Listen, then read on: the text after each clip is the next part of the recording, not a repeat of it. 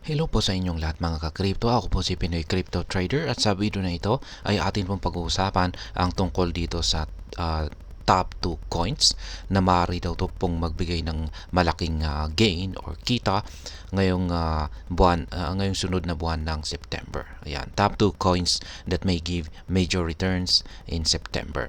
At ayan, bago po tayo magpatuloy ay nais ko lamang po munang bigyang linaw ang aking disclaimer kung saan ang nilalaman po ng video na ito ay hindi po ito isang financial advice. For education and information purposes lamang po ang layunin nito. Maliban po dito ay nais ko na rin pong magbigay babala na wala pong kahit anumang group chat ang Pinoy Crypto Trader. At ayan, try these 2 coins to earn major returns this September. Subukan daw natin ang dalawang major coin na ito or dalawang kilalang coin na ito kung saan ay baka tayo ay kumita ng malaki ngayong buwan ng September.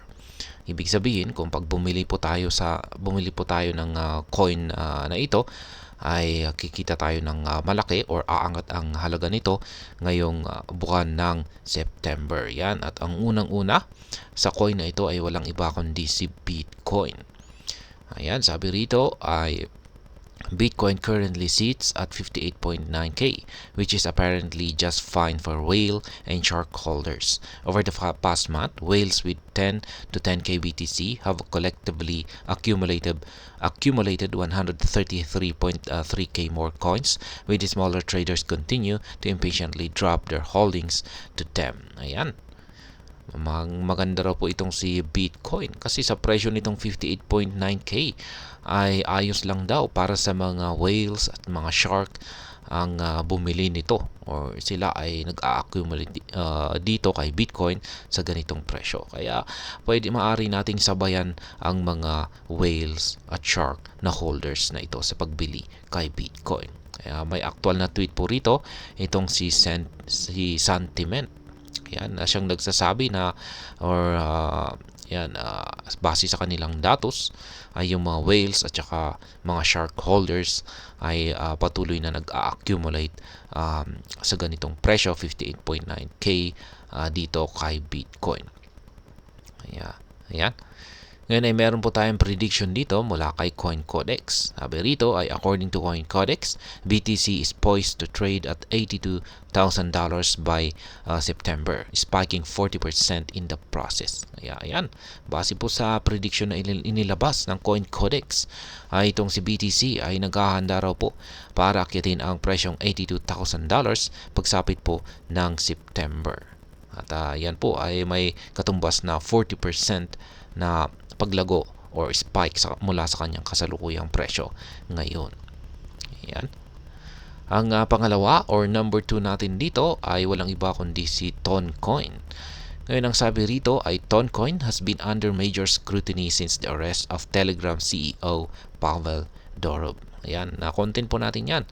Ang CEO ng Telegram na si Pavel Durov ay naaresto po sa bansang France at marami po patong-patong yung kanyang kaso. Yan daw po yung dahilan kung bakit inaresto siya ng mga otoridad ng bansang France. Ton has slipped 17% after Durov's announcement. However, the token is consistently working to regain its strength. Several analysts have forecasted bullish price prediction for Ton, including its surge to claim $8 soon. Ayan. Yung pagkaka-aresto po na ito ni Ginoong Pavel Durov ay nagdulot po yan ng 17% na decline sa presyo ni Toncoin. Kasi sa mga hindi nakakaalam, si Toncoin ay yan po ang native token ng Telegram. At ngayon, ang kagandaan po ngayon ay nang nakapag-bail po itong si Ginoong Pavel Durov ay ayan na, unti-unti na pong nakakabangon itong si Toncoin.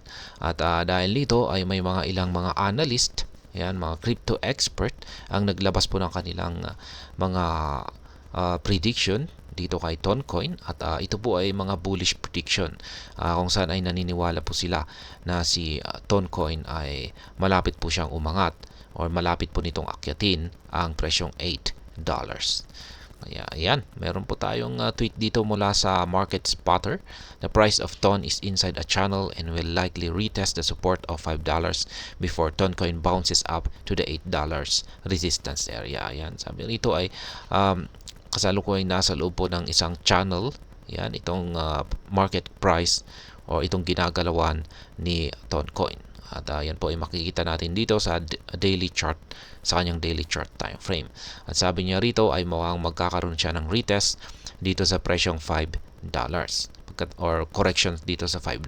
Pagkatapos niyan ay tatalbog po siya rito or magkakaroon siya ng rebound para akyatin ang upper portion nito kung saan ay isang resistance area na nasa presyong $8. At ayan, katulad ni Bitcoin ay meron din tayong prediction dito ng CoinCodex kay TONcoin. Sabi rito ay according to CoinCodex, TON may reach a whooping $17 price mark by the end of September 2024. Kaya ayan po, base po sa prediction ni CoinCodex ay pagsapit daw po ng katapusan ng buwan ng September ay itong si TONcoin ay aangat sa mataas na presyong $17.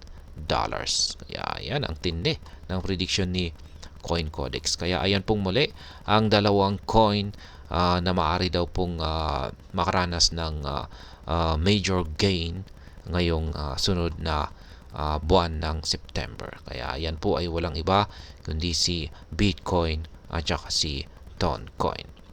At hanggang dito na lamang po tayo sa video na ito mga ka-crypto. Sana po ay inyong nagustuhan ang aking paliwanag sa video na ito. Kung inyo po itong nagustuhan, pag-click lamang po ang like button nito. Para naman po sa mga bago lamang dito, kayo po ay aking inaanyayahan para mag-subscribe. Pag-click na rin po ang bell icon nito dahil ito po ang siya magsisilbing notification nito sa mga bago kong videos na akin pong ina-upload sa aking YouTube channel na ito. Marami pong salamat sa panonood. Ingat po tayo lagi at God bless po sa ating lahat.